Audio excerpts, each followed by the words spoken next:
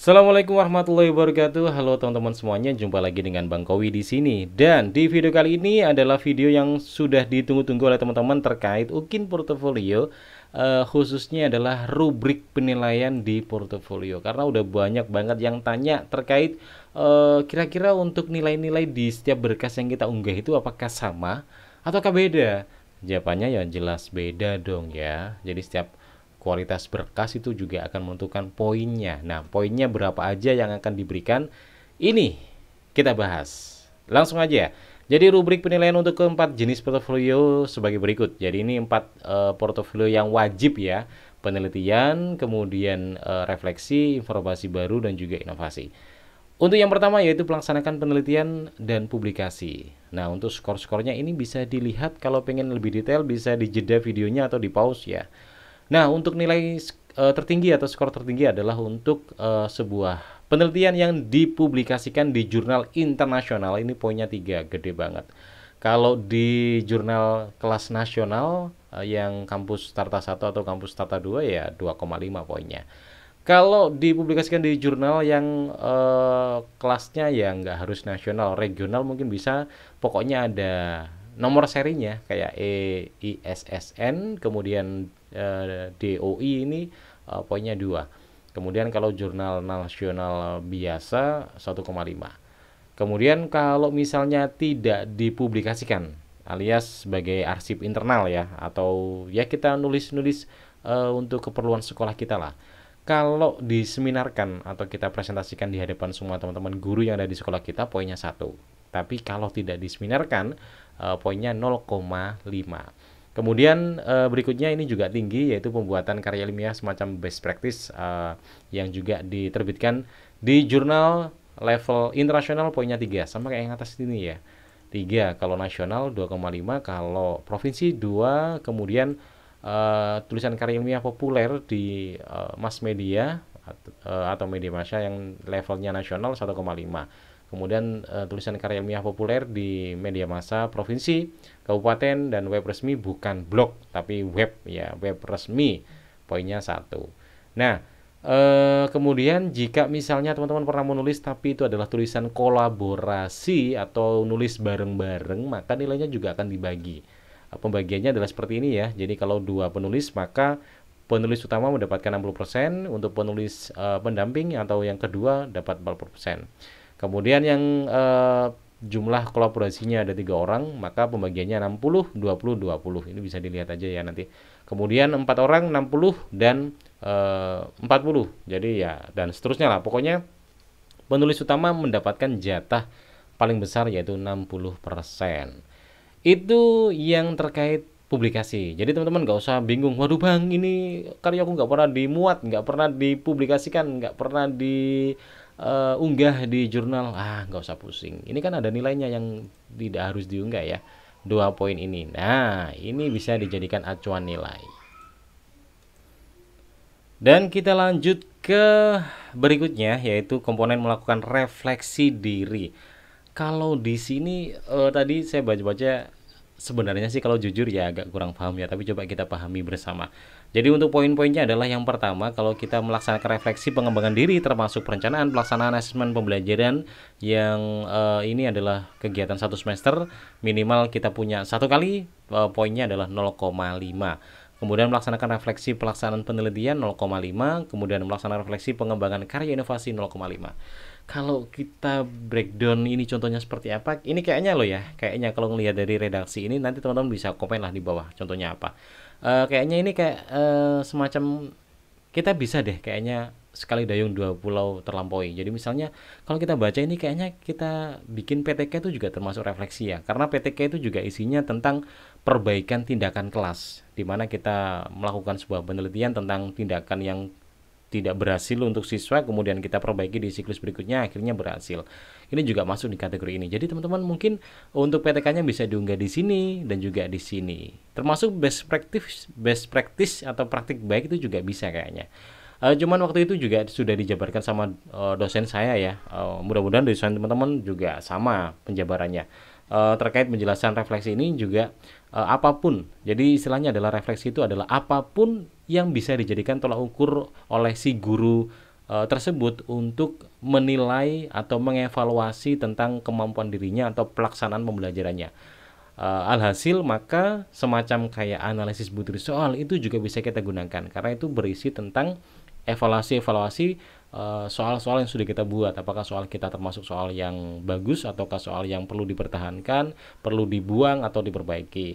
Kemudian kayak PKG itu juga termasuk refleksi karena kita juga dinilai oleh guru senior. PKG ini biasanya PNS-PNS ya yang punya ya, atau ASN. Jadi teman-teman kalau bukan ASN kayaknya ada sih yang bikin juga, cuman jarang sih ya. Kemudian kalau SKP otomatis ini ASN. Kalau non ASN kayaknya nggak ada SKP ya. SKP bisa kita gunakan juga karena SKP juga merupakan refleksi diri. Kita lanjut di komponen yang ketiga yaitu mencari informasi. Semacam kayak kita punya sertifikat lah ya. Nah untuk nilai-nilainya, kalau sertifikat teman-teman ber-JP atau punya jamnya, jam pelaksanaan, poinnya tinggi-tinggi banget di sini. Kalau jamnya durasi lebih dari 960, skornya 15. Waduh, ini pelatihan apa ini ya sebesar ini? Dan seterusnya nanti bisa dilihat sendiri aja lah, di pause atau di jeda videonya biar bisa lebih detail dibaca sendiri. Yang paling rendah di sini adalah poin 1 untuk kegiatan yang 30 sampai 80 JP. Kayaknya kita yang lebih banyak punya kayaknya di 30 ini ya. Semacam kayak sertifikat di PMM itu juga rata-rata di angka JP-nya itu 30, 40, 32 gitu kalau nggak salah. Nah, tapi teman-teman nggak usah khawatir, untuk yang sertifikat nggak ada JP-nya juga bisa diakui. Nah, di sini tertulis ya nanti. Di poin B ini untuk paket kegiatan guru. Ini kegiatan guru juga bisa diakui juga. Misal paket pengembangan kurikulum, paket penyusunan modul, dan lain-lain. Satu paket minimal 3 jam pertemuan atau 60 menit ya, hitungannya ya kalau nggak salah ya. Ini satu paket poinnya 0,35. Jadi lumayan. Untuk pembuktiannya kayaknya kalau kegiatan ini surat tugas deh kayaknya. Surat tugas, surat undangan dan surat tugas yang di situ disertakan durasi kegiatannya. Biasanya kan ada ya kalau kita guru-guru diajak atau diundang untuk workshop. Nah, ini untuk sertifikat-sertifikat yang tidak ber-JP ya. Jadi kayak lokakarya, seminar, konferensi internasional yang levelnya internasional ya. Kalau kita membicara poinnya 1, kalau kita peserta atau panitia atau moderator poinnya 0,5. Kalau levelnya regional sebagai pembicara poinnya 8, kalau moderator 0,4. Kemudian kalau di level nasional 0,7, kalau moderator 0,35 dan seterusnya, dibaca aja sendiri ya. Jadi teman-teman nggak usah khawatir kalau nggak punya sertifikat yang tidak ber-JP ya, masih bisa digunakan karena juga masih bisa dihitung poinnya. Kita lanjut berikutnya untuk yang komponen yang keempat. Ini komponen yang terakhir dari komponen wajib ya, yaitu menghasilkan inovasi baru dalam pendidikan atau pembelajaran. Nah, skornya adalah yang paling gede yaitu menulis buku teks yang lolos penilaian Kemdikbud. Ini skornya 6. Kemudian buku teks terbitan yang punya ISBN poinnya 3. Kemudian buku teks yang diterbitkan penerbit tapi tidak ada nomor serinya atau tidak ada ISBN-nya poinnya 1. Kemudian buku teks yang dicetak sendiri. Jadi teman-teman punya buku yang di print out sendiri ya, di print sendiri itu juga bisa ada nilainya.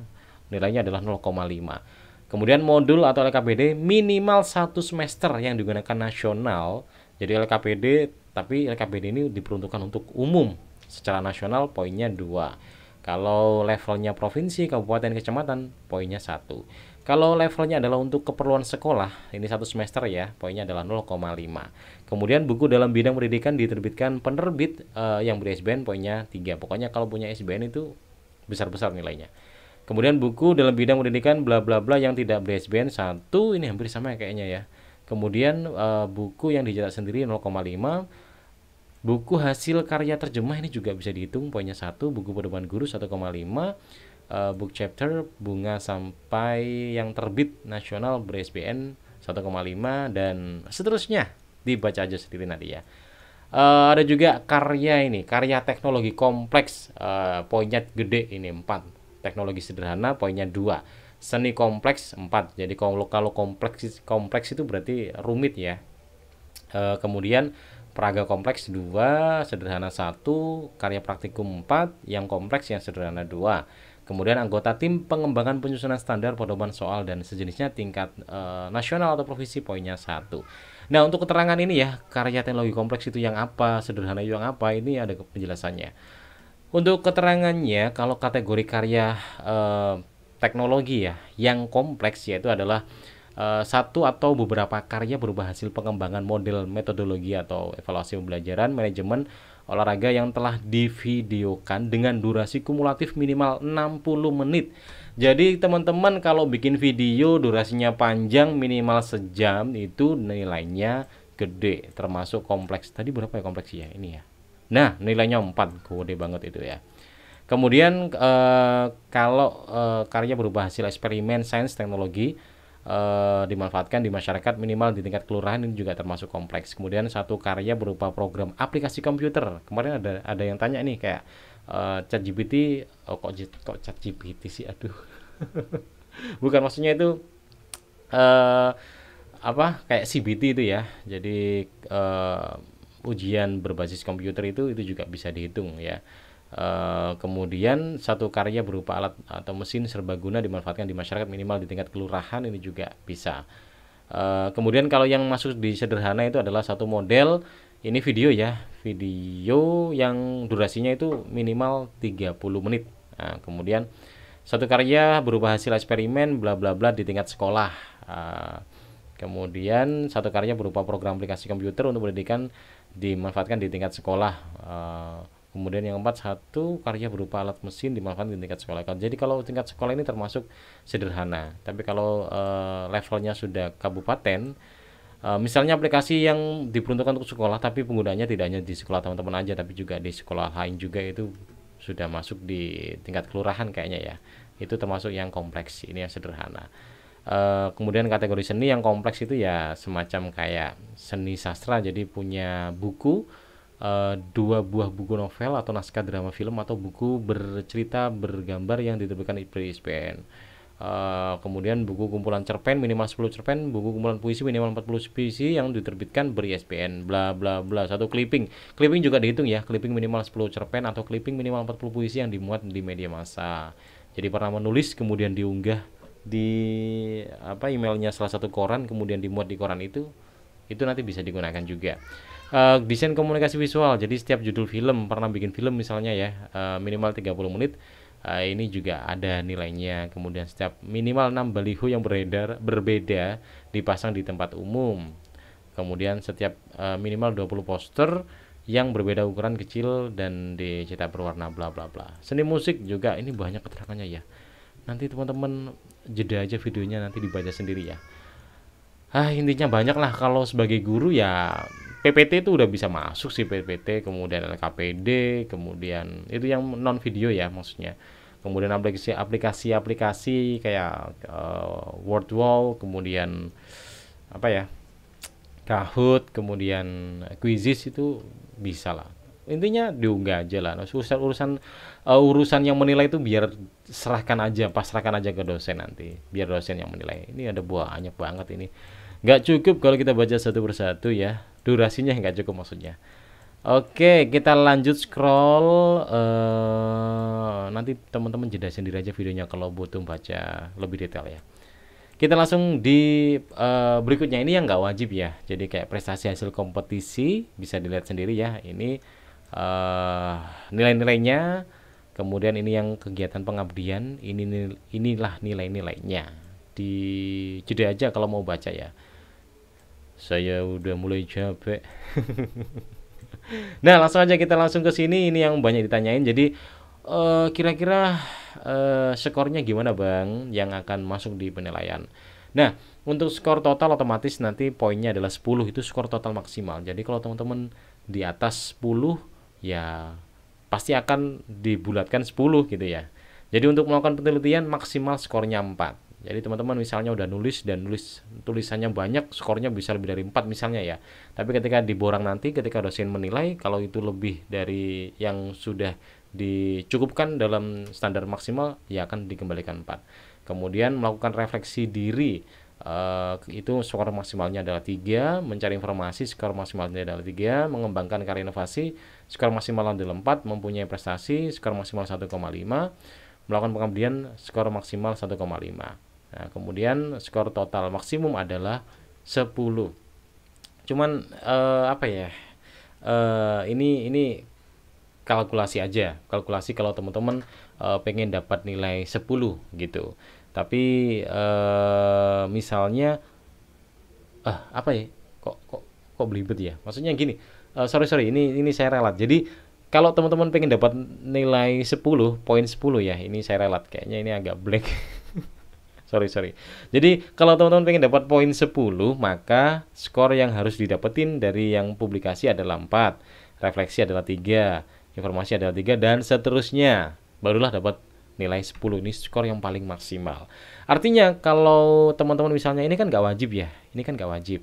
Nah, teman-teman bisa ambil dari nilai yang lain. Misalnya biasanya yang kita punya banyak itu sertifikat ya. Misal sertifikat nanti kita punya banyak, kita anggap poinnya 6 gitu ya. Kemudian publikasi kita nulisnya nggak begitu banyak, 0,5 misalnya. Kemudian refleksi kita nggak punya banyak, 0,5 misalnya. Ini udah berapa ini? Ini berarti kalau ketemu ini 1 ya. Ini 6 berarti udah 7 ini. Nah, di sini inovasi kita anggap 3, udah kita dapat 10 nanti. Kalau misalnya kita skornya banyak, di sini katakanlah 4, di sini 3, di sini skornya 6, di sini skornya berapa gitu kan. Poinnya kan otomatis lebih dari 10 ya. Nah, itu nanti maka kalau kita lebih dari 10, dia akan dibulatkan kembali lagi ke 10 karena skor maksimalnya ada 10. Nah, jumlah skor dari keempat komponen tersebut kemudian diubah menjadi nilai portofolio yang diskalakan ke 0 sampai 100. Jadi hasil penilaian portofolio kemudian digabungkan dengan hasil penilaian dari CP lain pada UKIN untuk menentukan kelulusan. Bobot portofolio pada nilai untuk UKIN memenuhi rumus nilai UKIN sama dengan 6 kali skor praktik pembelajaran plus nilai portofolio dibagi 7. Nah, keterangannya nilai UKIN bisa diskor jika nilai portofolio komponen 1 sampai 4 salah satu wajib ada atau tidak kosong. Komponen prestasi dan pengabdian tidak wajib. Artinya teman-teman, selama 4 komponen ini 1, 2, 3 ini kan yang wajib ya. Sampai ke 4 ini ada unggahannya, maka dosen bisa melakukan penilaian. Tapi kalau salah satu kosong, misalnya ini kosong, ini ada, bahkan yang tidak wajib juga ada, tapi ada salah satu komponen wajib yang kosong, ya dosen nggak bisa menilai. Ya otomatis ya gugur lah nanti. Jadi jangan sampai gugur ya, untuk berkas yang wajib harus terunggah semuanya. Kira-kira itu ya teman-teman. Aduh, ini durasinya panjang banget, padahal tadi targetnya jangan sampai lebih dari 13 menit lah kalau bisa. Ternyata udah 17 menit. Ini ngomongnya aja udah sampai belibet tadi ya, dan pikirannya juga kacau ketika menjelaskan. sorry ya, tapi udah diralat tadi ya intinya. Jadi itulah teman-teman yang bisa saya sharekan di video kali ini. Mudah-mudahan bisa mencerahkan dan memahamkan teman-teman semuanya. Intinya teman-teman, dari setiap berkas ini harus terunggah ya minimal apa ya, 1 lah, atau mungkin paling aman 3 lah ya minimal yang wajib-wajib ini, biar nilainya bisa terpenuhi. Kalau kalian tanya berapa KKM-nya, biasanya dosen jawabnya ya 7, sama seperti UP ya. Kalau UP kan 70 KKM-nya, dan UKIN juga sama 70 atau 7. Walaupun setiap kali kita ujian kita tidak pernah tahu skor kita berapa.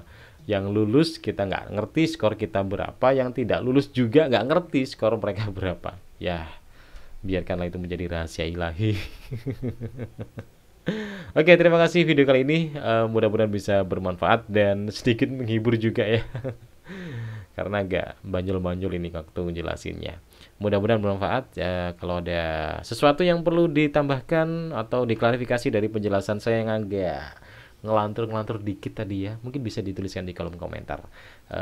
Dan kalau ada pertanyaan juga bisa dituliskan di kolom komentar. Makasih buat semuanya yang udah nonton video ini dari awal sampai akhir.